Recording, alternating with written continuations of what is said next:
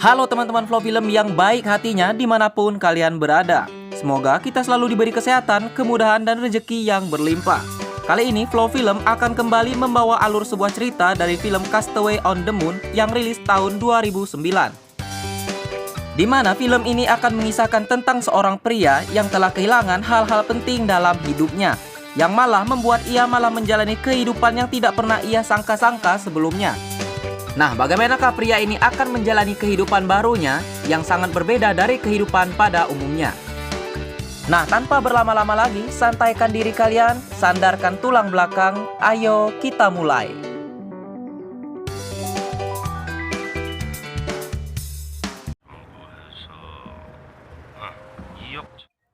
Di negara Korea sana, ada seorang pria bernama Kim yang telah kehilangan pekerjaannya, hutang kartu kredit yang menumpuk, serta baru saja putus dengan pacarnya.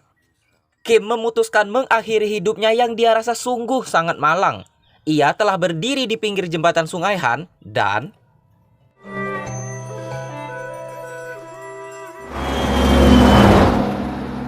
air sungai sore hari yang jernih.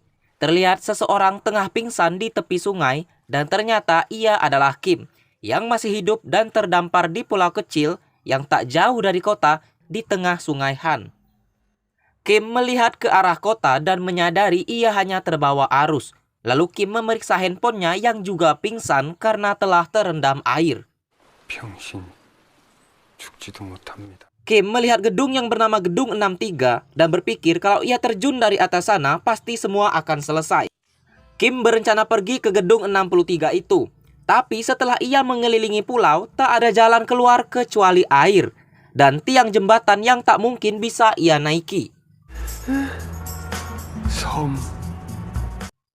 Kim pun bermalam hingga pagi tiba. Kim melihat ada sebuah kapal pariwisata, lalu ia langsung ke pinggiran pulau dan melambai-lambaikan tangannya. Terlihat hanya ada satu penumpang yang menyadari keberadaan Kim. Namun penumpang itu salah paham dengan mengira Kim menyapa dirinya. Tak habis akal, Kim kemudian membuat tulisan tolong yang besar di pasir pulau tersebut. Kim lalu termenung di pinggir pulau sambil menjemur ponselnya.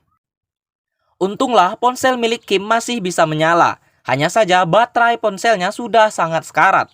Kim kemudian menghubungi kantor polisi, namun karena ia sendiri pun sulit menjelaskan di mana ia berada, polisi tidak bisa menebak keberadaannya.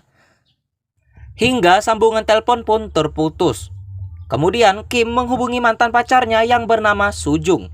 Namun Sujung sangat enggan menerima telepon dari Kim, lalu telepon Kim pun dimatikan. Sedikit info, Kim ini tidak bisa berenang. Dia akan mencoba untuk berenang sampai ke kota nih.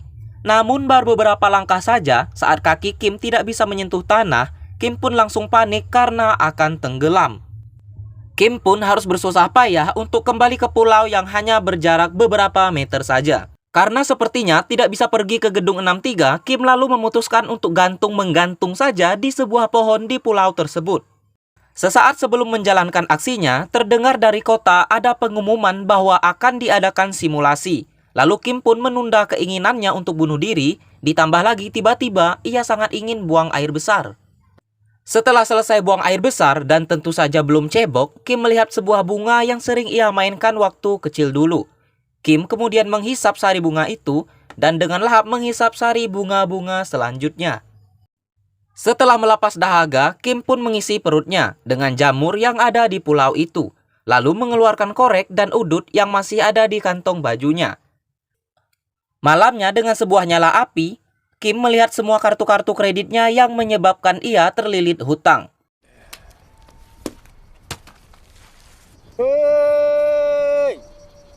Singkat cerita, pagi pun tiba. Kim mulai mengumpulkan barang-barang bekas yang akan ia gunakan, serta mengambil sebuah mainan bekas bebek-bebekan sebagai tempat tidur ia nantinya. Kim mencoba menangkap ikan dan juga burung, namun belum ada yang berhasil, hingga ia harus kembali memakan jamur untuk mengisi perutnya itu. Kim mencoba menombak ikan dengan garpu di ujung kayu, tapi malah kakinya sendiri yang kena. Kemudian mencoba mengambil telur burung di atas pohon, tapi gagal karena tidak bisa naik ke atas pohon. Lagi-lagi pelariannya adalah menggajal perut dengan jamur. Karena sudah beberapa hari, Kim pun berkeramas di pinggir pulau menggunakan sabun lantai. Akibat busa dari sabun lantai itu, terlihat ada beberapa ikan yang telah pingsan. Malam itu pun Kim bisa makan enak, yaitu ikan panggang. Esok paginya, Kim melihat ada seekor burung yang mati setelah memakan sisa ikan panggangnya yang tentu saja masih mengandung sabun lantai itu. Lagi-lagi hari itu Kim makan enak seekor burung panggang.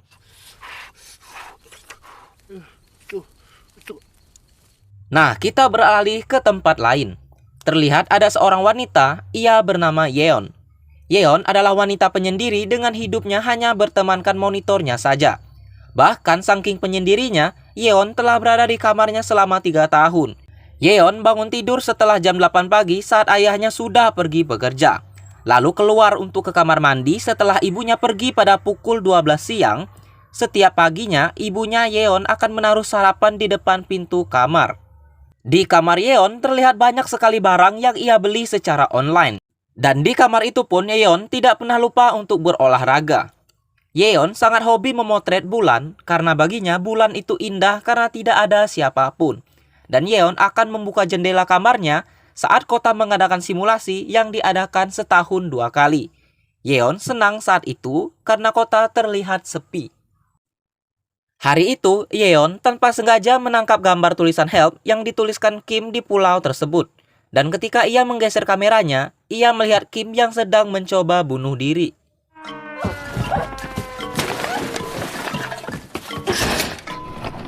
Malamnya, Yeon tidak bisa tidur memikirkan apa yang telah ia lihat di pulau itu. Hingga Yeon kembali ke kameranya dan melihat Kim yang tengah teriak-teriak di pinggir pulau. Semenjak saat itu, Yeon terus memperhatikan kehidupan Kim. Dan Yeon pun mulai tersenyum. Suatu hari, saat Kim sedang bermain golf-golofan di pulaunya, melihat kembali ada kapal pariwisata yang akan lewat. Namun kali ini Kim tidak memberi tanda, bahkan ia bersembunyi dan bahkan tulisan help di pinggir pulau telah ia ganti menjadi hello. Kim menemukan bungkus mie kacang hitam, ia terus menghirup aroma bumbunya hingga terbawa mimpi. Kim sangat menyesal ketika di masa lalunya tidak pernah mau mencicipi mie kacang hitam itu. Kim pun bertekad untuk bisa membuat mie kacang hitamnya sendiri. Ia mulai mengumpulkan bahan-bahan dari bagian tanaman yang bisa ia gunakan. Ketika ia melihat kotoran burung yang memenuhi bebek-bebekannya, Kim mendapat inspirasi bahwa di antara kotoran burung itu pasti ada biji gandum yang tidak terolah. Karena susah memakai tangan kosong, Kim lalu mulai mengumpulkan kotoran itu menggunakan kartu kredit yang penuh hutangnya itu. Singkat cerita, Kim pun menemukan biji-biji tanaman yang ia butuhkan. Lalu dengan alat seadanya, Kim pun membuat kebunnya sendiri. Setelah lelah-lelah bekerja, Kim sadar bahwa ia tidak punya garam. Di saat seperti itulah Kim mendapat inspirasi lagi dari keringatnya sendiri. Kim akan menggunakan keringatnya yang asin itu sebagai garam. Kim juga membuat seorang teman sekaligus orang-orangan sawah yang ia buat dari jas miliknya. Dan semua yang ia kerjakan berhari-hari itu selalu diperhatikan oleh Yeon. Bahkan selalu dipoto oleh Yeon. Malam itu Yeon bertekad membalas pesan Kim, yaitu pesan tulisan hello yang ada di pinggiran pulau. Yeon mengendap-endap keluar dari kamarnya, lalu melewati tangga apartemen. Saking penyendirinya Yeon, ia keluar dengan menggunakan helm full face dan menghindari orang-orang. Singkat cerita, tibalah Yeon di atas jembatan Sungai Han. Kemudian Yeon melempar sebuah botol dengan kertas di dalamnya ke pulau Kim itu. Setelah itu, Yeon pun langsung kembali ke rumahnya. Pagi pun tiba. Yeon langsung melihat ke arah pulau, namun tulisan di pinggiran pulau masih bertulis hello, yang berarti Kim belum menemukan pesan dari Yeon. 3 bulan kemudian. Terlihat Kim sudah sangat nyaman berada di pulau itu. Ia pun mulai menciptakan alat-alatnya sendiri dan terlihat tanamannya pun mulai pada tumbuh.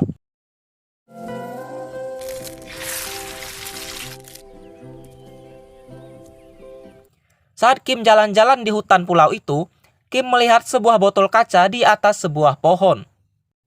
Setelah Kim mengambilnya dan melihat di dalamnya ada tulisan kertas yang bertuliskan hello, hal itu pun membuat Kim sempat bingung, lalu sadar pesan tersebut pasti untuk dirinya. Kim pun mencoba dengan menulis bagaimana keadaanmu. Yeon yang menyaksikan balasan itu dari kameranya pun merasa lega setelah menunggu balasan 3 bulan lamanya. Di tengah malam, Yeon kembali keluar dari kamarnya dan melempar botol lagi dari atas jembatan Sungai Han. Esoknya, Kim pun langsung mencari dan menemukan botol itu. Yeon mengatakan, "Terima kasih, aku baik saja. Kalau kamu?" Kim lalu membalasnya esok hari dengan menulis, "Aku juga baik saja. Terima kasih." Kim pun curhat kepada temannya si orang-orangan sawah ini, bahwa sekarang ia tambah bahagia karena adanya sahabat pena baru. Berbagai tumbuhan yang Kim tanam pun sudah mulai besar, dan betapa senangnya Kim setelah mendapat tanaman jagung dari salah satu tanamannya itu. Hari itu, Yeon menelpon seseorang dari bagian penjual makanan online. Kemudian terlihat si kurir itu pergi menuju pulau si Kim dengan membawa sebuah box makanan. Awalnya Kim ragu untuk menemui si kurir ini. Namun karena muka si kurir terlihat tidak berbahaya, Kim pun mau menemui si kurir itu. Saat itu si kurir membuka box makanannya, lalu mengeluarkan 3 jenis mie kacang hitam dan 1 jenis makanan lainnya. Kim bertanya kepada si kurir, bagaimana rupa orang yang mengirimkan makanan ini. Dan tentu saja si kurir pun tidak tahu. Saat si kurir akan pergi dari pulau itu, Kim pun lalu mengembalikan semua makanan yang telah Yeon kirim. Karena Kim ingin berusaha sendiri dengan pemikirannya. Dengan perasaan sebel, si kurir pergi lalu menaruh semua makanan itu di depan pintu apartemen Yeon. Ternyata Yeon sekarang sudah mulai berani bertemu seseorang. Yeon memanggil kurir itu dan bertanya apa yang Kim katakan saat si kurir berada di sana. Kurir itu pun menyampaikan apa yang Kim katakan. Beginilah kira-kira bunyinya. "Semangkuk kacang hitam adalah harapan bagiku. Tolong simpan saja piring-piring ini." Lalu Yeon pun dengan senang hati memakan sendiri mie kacang hitam itu.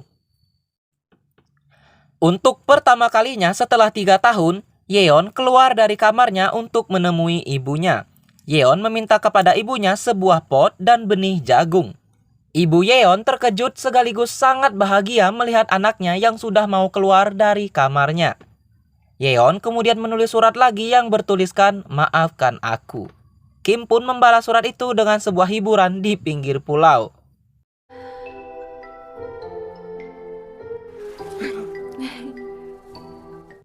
Singkat cerita, tanaman-tanaman Kim pun sudah siap dipanen. Lalu dengan alat-alat yang dibuatnya, Kim pun mulai membuat adonan, mencetak mie, lalu merebusnya. Setelah itu, mie yang sudah siap ditambahkan sebuah bumbu, sisa dari bekas bungkus mie kacang hitam saat itu. Kim pun memakan mie buatannya itu dengan sangat lahap, dan saking bahagianya Kim pun sampai menangis. Yeon pun ikut bahagia menyaksikan momen itu, lalu Yeon mengirimkan surat yang bertuliskan "Selamat". Kim lalu membalas surat itu dan bertanya, "Siapa kamu sebenarnya?"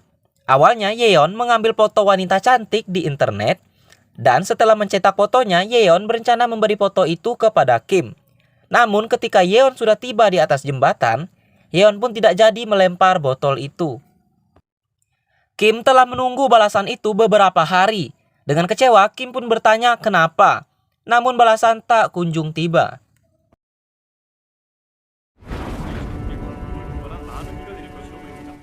Hari itu datanglah hujan dan angin topan yang menghancurkan seluruh perkebunan dan tanaman Kim, beserta semua alat-alat yang telah dibuatnya.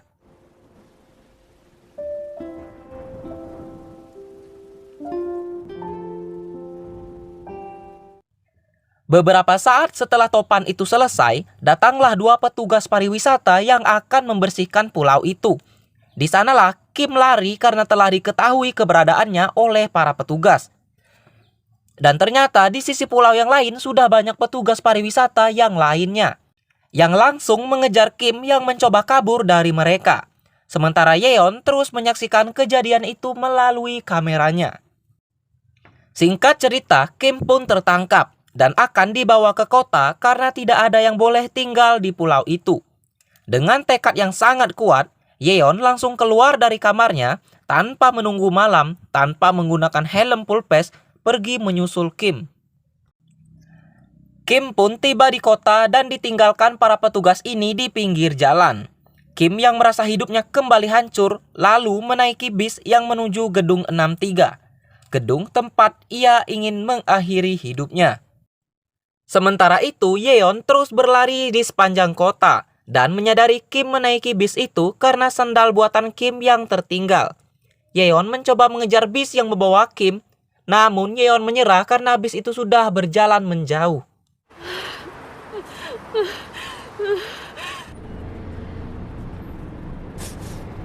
Di balik keputusasaan itu, terdengar suara pengumuman akan diadakannya sebuah simulasi yang mengharuskan semua kendaraan berhenti. Dan di saat itulah Yeon kembali mengejar bis tempat Kim menumpang. Yeon mengetuk pintu bis lalu masuk ke dalamnya. Terlihat semua penumpang bis melihat aneh ke arah Yeon. Namun Yeon hanya fokus mendatangi Kim. Lalu Yeon memperkenalkan diri kepada Kim dan mengatakan siapa ia sebenarnya.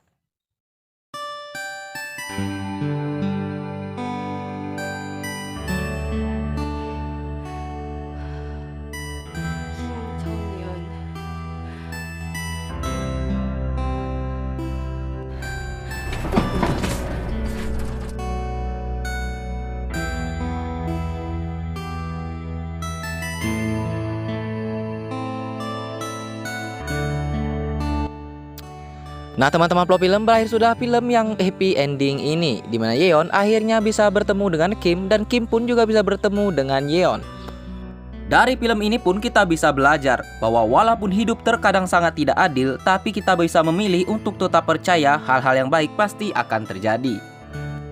Nah teman-teman, plot film berakhir sudah film Castaway on the Moon tahun 2009 ini. Bagi teman-teman yang sudah menonton, saya ucapkan terima kasih dan sampai jumpa pada alur film berikutnya. Salam Flow Film.